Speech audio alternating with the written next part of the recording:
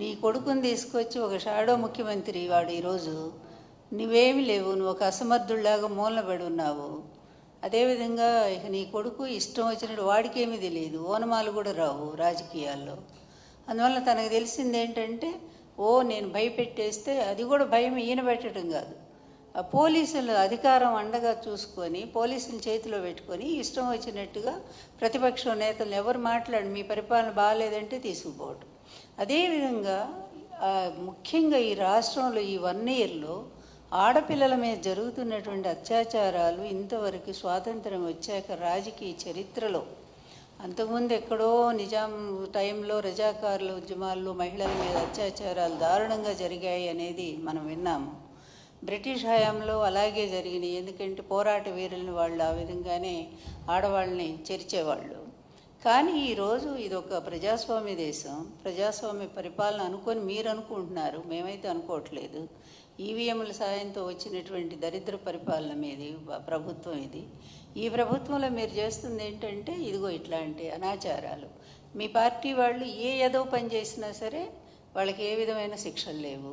వాళ్ళు మహిళల్ని భయంకరంగా మరి మీ సోషల్ మీడియాలో ఇష్టం వచ్చినట్టు వాళ్ళ వ్యక్తిత్వ హననాన్ని చేస్తుంటే దానికి ఏ విధమైన శిక్షలు లేవు.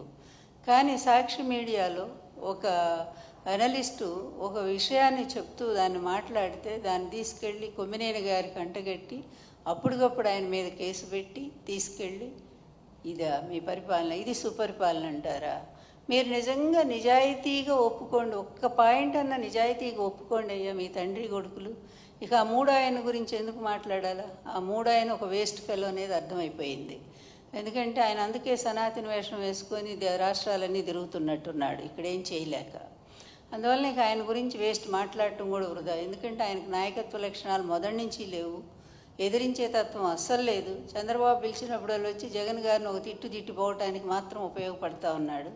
కనీసం మీ పక్కన స్థానం కూడా ఇవ్వనంత స్థితికి దిగజారిపోయాడు, అతను సంపాదించుకోలేకపోయాడు.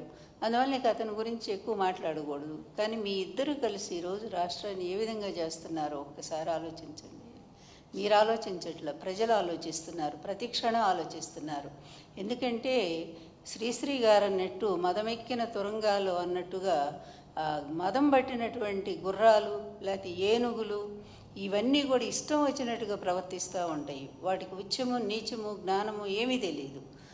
అవి ఎక్కడ పడితే అక్కడ ఎట్లా పడితే అట్లా పరిగెడతాయి, అన్నిటిని నాశనం చేస్తాయి. ఈరోజు రాష్ట్రాన్ని నిజంగా గుడ్ గవర్నెన్స్ అంటే జగన్ గారి టైంలో ఒక పద్ధతిగా జరిగింది. కానీ మీరు ఏ ఒక్క పాయింట్ అయినా కంపారిజన్ చేయటానికి మీరెవరు రారు. ఎందుకంటే మీ పచ్చ మీడియా బాకాల్లో ఊదుతూనే ఉంటాయి మిమ్మల్ని. నిన్ను లోకేష్ని ఇద్దరిని కూడా అక్కడ కూర్చోబెట్టి ప్రైమ్ మినిస్టర్ని కలిస్తే దానికి మొత్తం పేజీలన్నీ కూడా ఈనాడు ఏబిఎన్ పెట్టేస్తారు. ఏంటి ప్రైమ్ మినిస్టర్ మీ మిత్రపక్షం కదా, మీ కూటమి కదా, ఒకళ్ళ మీద ఒకళ్ళు ఈరోజు డిపెండ్ అయ్యలేరా? అది కూడా కలిస్తే దానికి ఒక పెద్ద అది వీరత్వమా శౌరత్వమా? ఆయన వల్ల ఇదిగో ఇన్ని వేల కోట్లు ఈ రాష్ట్రానికి మరి వస్తూ ఉన్నాయి, పరిశ్రమలు వచ్చినాయి, ప్రైమ్ మినిస్టర్ గారు యాక్సెప్ట్ చేశారు. లేదా మీ రాజధాని మీరు అనుకునే రాజధానికి ప్రైమ్ మినిస్టర్ గారు ఇన్ని వేల కోట్లు ఇప్పిస్తున్నారు అని ఈ విధంగా అయినటువంటి వార్త అయితే నిజంగానే బాగా సాధించారని చెప్పుకోవటానికి. ఇంత సిగ్గుమాలిన మీడియా, ఇంత సిగ్గుమాలిన తండ్రి కొడుకులు, ఇంత పనికిమాలిన పరిపాలన, దీన్నంతా చూపిస్తూ ఒక 60-70 కోట్లు ఖర్చు పెట్టి దానికి గుడ్ గవర్నెన్స్ పాలన రాష్ట్రం వైపు చూస్తుందంట. అంత పెద్ద గిన్నెస్ బుక్లో ఎక్కి ఆయనకు ప్రైమ్ మినిస్టర్ గారి కంటే లోకేష్ బహుమతి ఇస్తున్నాడు. అన్నీ లోకేష్ బహుమతి ఇస్తున్నా అంటే ఎన్ని 600 కోట్లు ఖర్చు పెట్టారు. ఏమైంది? ఎంత రసాభాస. చిన్న పిల్లల్ని తీసుకొచ్చి వాళ్ళని పాపం గిరిజన పిల్లల్ని, వాళ్ళకి తిండి లేదు, నీళ్లు లేవు, వాళ్ళు పడుకోవటానికి ఒక సౌకర్యం లేదు. ఇదా గుడ్ గవర్నెన్స్? ఎక్కడైనా జగన్ గారి హయాంలో ఇలా జరిగినాయా? ఎప్పుడైనా స్టూడెంట్స్ని ఇబ్బంది పెట్టారా? మీ హయాంలో పాడుపడ్డ స్కూల్స్ అన్నింటినీ కూడా నాడు నేడు క్రింద ఆయన బాగు చేసి చక్కగా వాళ్ళందరికీ కూడా విద్యను కల్పించారు. వాళ్ళకి కావాల్సినటువంటి అమ్మఒడి పథకం ద్వారా 15,000 ఇచ్చి ఆ పిల్లల్ని బడికి రప్పించి గవర్నమెంట్ స్కూల్స్ అంటే కలెక్టర్ పిల్లల్ని కూడా చేర్చే విధంగా దాన్ని డెవలప్ చేశారు. ఈ విచిత్రమైనది నేనైతే ఎక్కడ చూడలేదు.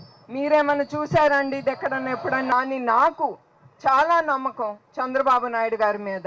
ఆ రోజే అనుకున్నా తిప్పి వాళ్ళకి ఈయన ప్రశ్న వేస్తారని. అదే జరిగింది. వాళ్ళేమి దానికంటే కూడా ఏం చేయలేకపోయారు, వాళ్ళు ఏం ప్రశ్నలు అడగలేకపోయారు. ఎందుకంటే వాళ్ళకు కూడా తెలుసు ఈయన ఏం చేయరని. ఎవరి కోసం అండి? ఆంధ్రప్రదేశ్ ప్రజల కోసం. ఆయన ఊపిరిలో ఎప్పుడు మీరే ఉంటారు. ఆయన ఆలోచనలో ఎప్పుడు మీరే. ప్రజలకి ఏమి చేయాలి, వాళ్ళకి ఏమి చేస్తే వాళ్ళు సంపాదించగలరు, రాష్ట్రం ఎట్లా అభివృద్ధి అవుతుందని. అట్లానే ఆయన ఎప్పుడు ఏ కంపెనీ తీసుకొద్దాం, ఏ కంపెనీ తీసుకొస్తే యంగ్స్టర్స్కి, విద్యార్థులకి ఉద్యోగాలు కల్పించాలని.